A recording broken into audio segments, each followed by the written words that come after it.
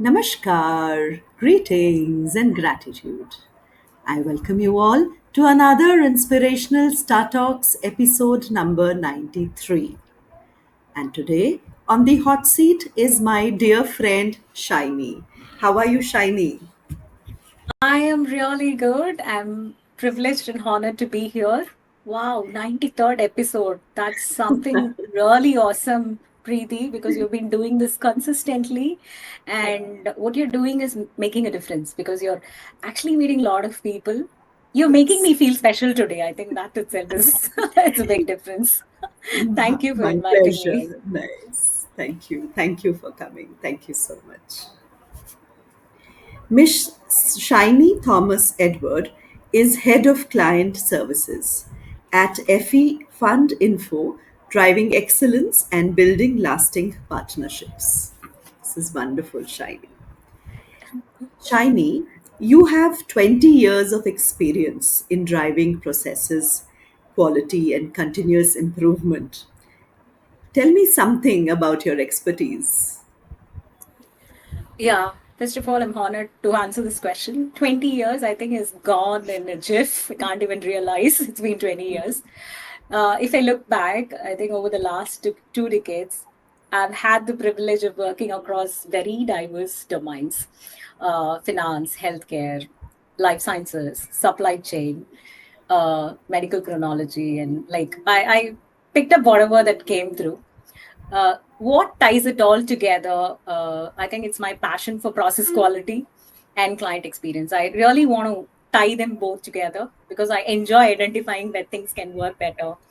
I want to break complex processes into simple ones and thereby building strong teams. Because it's not about the delivery and output, but also looking for things that can continuously improve. Uh, I think end of the day, the client should feel supported, and the teams who are delivering it should feel empowered. They should feel that I'm doing the best thing for our clients. So that's that. I think that's my expertise. Wonderful, wonderful. It is wonderful. Definitely. So, you are head of client services. How do you drive client successes? Yeah, I love this question because client success has become a modern mantra today. Like wherever you see, like everybody wants to drive client success, and I think this it has created a new niche domain too because you have client success management as a degree evolving as well. So I believe personally, a client success goes much deeper than solving a client problem because I'm in the support industry. Every day client calls us with some queries, some problems, some request, and there is always an SLA around it. You have an agreed turnaround time that you need to meet, but if you just go beyond that, I think every interaction is about building trust and engage with the client because I think I can mention at FE Fund Info, we are focused on creating a proactive service culture. So I think I build a team who can anticipate problems, anticipate needs, uh, make clients' day simple because they are coming up to us for solutions. And another interesting part of driving client success is giving feedback instantly uh, and building a self-reliant, because I mentioned empowered team. So a self-reliant team will resolve 90% of the problems themselves without being dependent on anybody. So they're very confident, so they can build that emotional connect, and that is a secret of client success. So this shift, especially because through the years I've learned it, because the client is not just interested in solving their problem, they really want to connect. They want to trust us that we are there to solve their problems. So that shift improved our client satisfaction index because we had a satisfaction index of 3.3 when we started, and now we are at like 4.7. And this is a significant jump. And more importantly, it strengthened long-term relationships. So if you retain a client for a long time, they're going to be loyal to you. And retention is one of the key things for sales, right? If you retain clients, they're going to be with you. So that's Absolutely. client success for me. Great, great. Uh, I was going through your profile You started as a professor in life sciences and transitioned to the corporate world. How is it moving to the other side of the business world? Yeah, it's a very popular question for Shiny. A lot of people ask. Okay. Yes, I started my career as a professor in biotechnology. It was a big leap, Preeti, but I would say it was a very exciting one because as a professor, I love teaching, mentoring, and guiding research because I was into interdisciplinary life sciences. So it was more of evidence-based research and process. So when I moved into the corporate world, uh, I realized same skills. I mean, these skills are going to be helpful in the business world as well. Communication, coaching, analytical thinking, objective-based approach, which were my strengths in my academic world too. So I think the only difference was a scale because as a professor, I was just mentoring, say, 20, 25 students in a Okay. classroom. But here it's, I have to influence, instead of influencing a classroom of students, I'm now influencing global teams, client ecosystems, uh, yeah, of course, teams across boundaries. So it felt like moving from a lab experiment to a live dynamic business world. Uh, Importantly, the impact is immediate and visible. While I was a professor, maybe I have to wait for my students to get into the real world, get better jobs, and prove it. But here I can see that real time. So, yeah, I would just say the difference was just the scale. Wonderful, wonderful.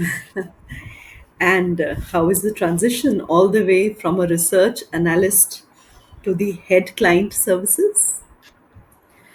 Yeah. So when I moved as a professor to a corporate world, uh, I was I think I started as a research analyst in a life sciences company where we were developing a product for a pharmacology scientist. So it actually started as an academic work. Uh, so I think when I look back to the growth, I think at every step there has been something special and valuable. So as a research analyst, I learned attention to detail. And then when I moved as an operations manager, I learned scale and efficiency. Now, as a leader, I've learned how vision and empathy together can drive transformation. So I think it was a very good uh, shaping up of my career, growing together. So I would rate the journey wasn't about growing, I mean, climbing up a ladder. If you just see like just climbing, no, it was about building breadth and depth of experience, which is helping me now because I feel any task that's been assigned to me was a learning. Even if somebody has assigned me to clean a telephone, I would have done it because I learned something out of it. There's something that the universe is teaching you and that you will apply someday somewhere. And I had those experiences as well. Uh, so now as a head of client services in FE Fund Info, I can connect strategy, people and processes seamlessly. So I should credit to all these growth opportunities that was given to me and the way I used it. Great. So yeah, that's quite a journey. I agree. Wonderful. Absolutely, absolutely. Now you must be thinking, looking back, yes, so much has been done, which Yeah. one never realizes. Absolutely. So many shifts I see in your career. So, your education is in biochemistry, biotechnology. And how come you switched over to the management? Yeah. True. I think this has been an interview question also for me. Like people look at my profile, you're an MPhil clinical biochemistry, and what are you doing here? So yes, biochemistry and biotechnology were my passion from my young age. I was a science student, drawing record works and displaying, doing pathology work, precision, and all that. So I think biochemistry or the life sciences gave me a scientific lens to approach problems, right? Because science is always evidence based. So, so I think I realized when I was drawn into organizational challenges, like how do you make your teams more effective? How do you make processes that serves clients better? there's a very sharp coincidence there, right? In science, you take a hypothesis, like a problem statement, you try to work through it, drive some experiments, and finally give your results. So I think in organization challenges as well, you collect a lot of data, you understand the inherent challenges, do a root cause analysis, and finally come out with a feasible or a plausible solution for the problem. So so when I thought it's a lot more similar. Maybe I'm just applying it in a different level. So that's when I pursued my MBA in operations, because I thought just my degree in MSc or MPhil in life sciences would not help. And I did my MBA in operations, and it actually opened doors for me, because it was a great affirmation for me that management is also science. Okay, and we have to follow techniques and processes to be successful. Absolutely. And later I also pursued the strategic management in IIT Delhi. I think it was another eye opener into real life situations and how you handle challenges in the real business world. So I wouldn't just rate it as a switch. I would just tell that as a natural progression from solving scientific problems to solving business problems. I think both needs critical thinking and structured approach. So I am safe. Great, great. This is so great. Yes, we met at IIT Delhi only.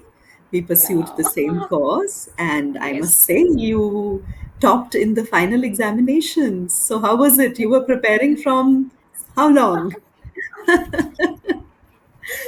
Okay. Yeah, I think the experience with IIT Delhi, I think I should thank you, Preeti. You are one of the beautiful captains of our team.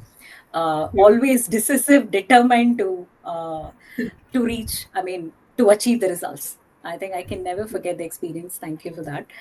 So yeah, topper in the final exam. It was an interesting surprise, and I really enjoyed it when the professor said, "Shiny, you're the topper." But how did I achieve it? Uh, See, I was not aiming for a top position. Definitely not. Uh, okay, so I think the exam was on case studies, right? They give you a case study, and they ask us to analyze what strategies were successful and what do you think a better strategy can apply. So we had a midterm exam similarly, and there was feedback from the professor. So the feedback was thinking out of the box. Just don't go with the passage that's given. That's just what is in front of you, but you have to read between the lines, apply your analytic thinking. So yeah, for that exam, I just put on my thinking hat, and it was an interesting, I think, a case study. Right, it was about an NGO implementing various strategies to impress the masses, and COVID was a major challenge, and and they were successful during those times too. Absolutely. So I was like reading it and want to ask those questions, like what strategy was actually helping them. So I was just comparing what the strategy used before COVID and after COVID. What was the difference? The number of success was linked to metrics. So I picked all those metrics and did a comparison. I think that is the secret of success. So when I presented it, this strategy was successful because before that they did this, they got just 50% turnout, and then after that it became 80% because they used they tweaked the existing strategy. So I think KPIs and metrics or measuring what matters is something is my strength, Preeti. I don't need to prepare for it. Great, yes. So if you give You me are even something tangible projects, intangible benefit, I can give numbers for you. So I think that absolutely. was the secret. And thanks to professor that he gave me a proper Yes. position in the class. Yes, to every project you added 5 stars to it, and our projects really came out very well. I remember all three of them. All thanks to you. That was really Thank you. I wonderful. think that was absolutely a teamwork. Yeah. It's wonderful, wonderful. So, you were talking about your research projects. Tell us something about them. Wow. You're taking me to a memory lane 20 years back. So I started doing research projects as a student because, I was doing an interdisciplinary course, MSc Biotechnology. So there was very less books, more of lab experiments and research projects. So I would say my research journey was fascinating. I really wanted to become. I want to do a PhD and become a doctor. Shiny, it's still a dream now because after switching to business world, I think that's not been possible. So. Uh, if you're interested in scientific terms, I worked on projects like ribonuclease, which is an RNA enzyme, as a marker for cancer and understanding its role in liver diseases. I also did some genetic fingerprinting for potato cultivation that will help farmers to identify the right breed. And I did a bit of a study on diabetes and cardiovascular risk with the same marker enzymes.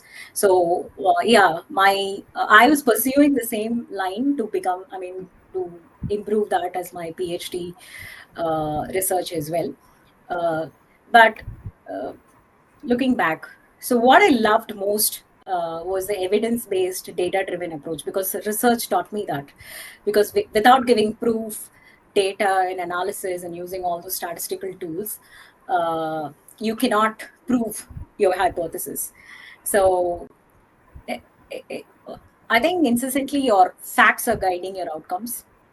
So that scientific rigor is something I've carried with me into the corporate world as well. So even today, I rely on data, root cause analysis, statistical tools to improve my processes. So I think my roots are still strong.